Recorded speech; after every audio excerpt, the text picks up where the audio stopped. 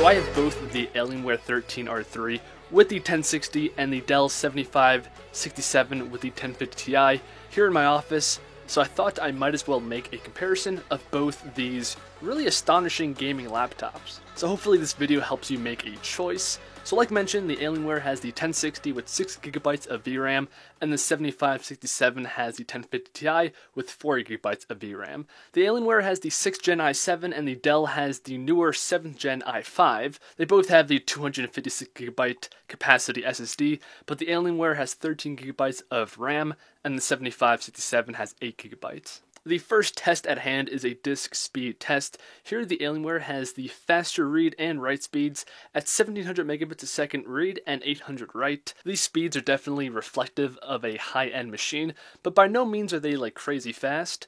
And the 7567 managed 55 megabits per second read and 520 on the write. And for this laptop, these speeds are absolutely fine for daily activities like launching applications, booting up the PC.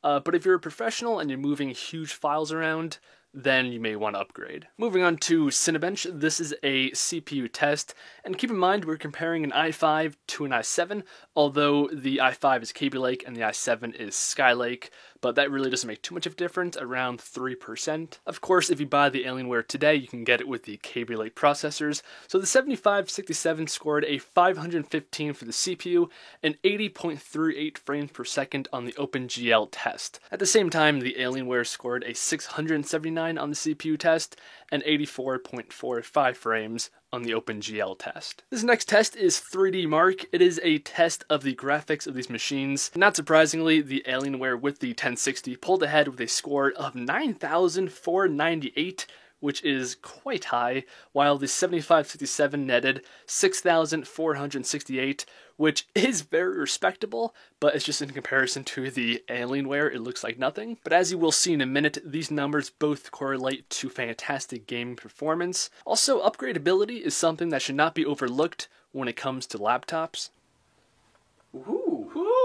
So you can see the RAM, it has one 8GB stick in there right now. It has an empty slot, so you can put a second 8GB stick, making it 16 gigs, or you can take out both sticks and buy two 16GB sticks, 32 gigs maximum, 74 watt-hour battery, the M.2, so you can change that out for a higher capacity, and you have an empty 2.5-inch bay for an SSD or even an HDD. Alright, now just for shits and giggles, let's see what this thing looks like. Yeah. Wow, that's really clean. So this one, you cannot access the battery, so that is gone. Yeah. But everything else you need, like the M.2. In fact, this has an empty M.2, a second slot. That's really, really nice. Yeah, completely. Let me get a nice close-up of that. An empty M.2 slot. Just make it even with the frame there. This is the Wi-Fi card. This has a really amazing Wi-Fi card, though, so I wouldn't even bother changing that. Yeah. And you have two RAM slots, bush-filled. Again, I believe this supports with 32 gigs if you switch these up.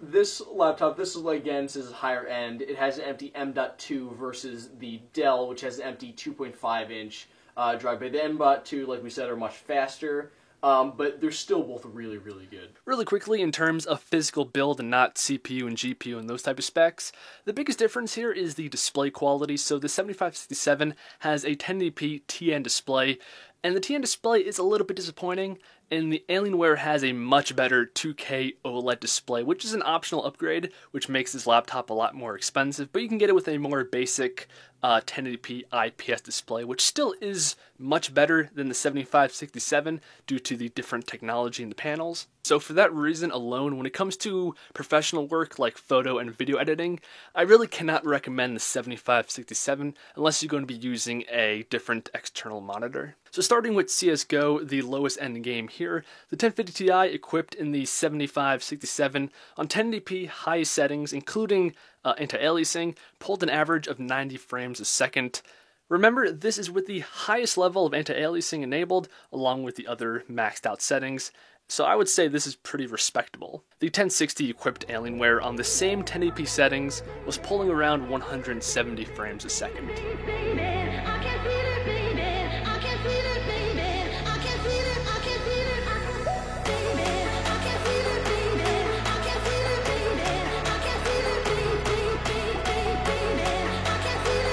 tried Overwatch next, another popular game, which is slightly more intensive, and I repeated the same test, so here we are set to 1080p, mostly ultra settings, but I did have a few things like anti-aliasing and dynamic reflections put down to medium, which to me is more realistic because it's a big resource hog and it doesn't give you too much in return. So the Dell 7567 got an average of 60 to 70 frames a second on these ultra settings. It looked very nice and was extremely playable, and the Alienware did manage to get around 120 frames a second on average. And obviously, like every other game, this does fluctuate a lot depending on what's happening in the game.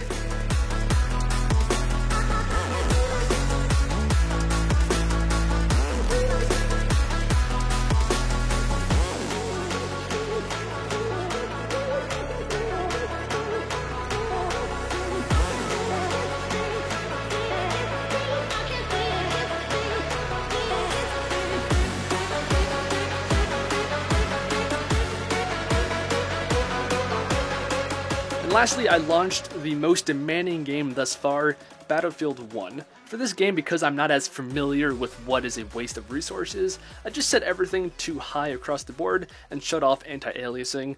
Of course, we're still using 1920 by 1080p and the 7567 average in the mid-50s, which was totally playable, and the game looked absolutely stunning. I really value the visuals in this game, and the Alienware was pulling in the mid-70s in terms of frames on the same exact settings. I think it is clear that the 1060 does have a consistent advantage over the 1050 Ti, as expected, but if you're looking for just a good, cheap laptop that can play a wide variety of games, even the heavy stuff like Battlefield 1, GTA, at good frame rates, the 7567 is definitely an acceptable machine for that.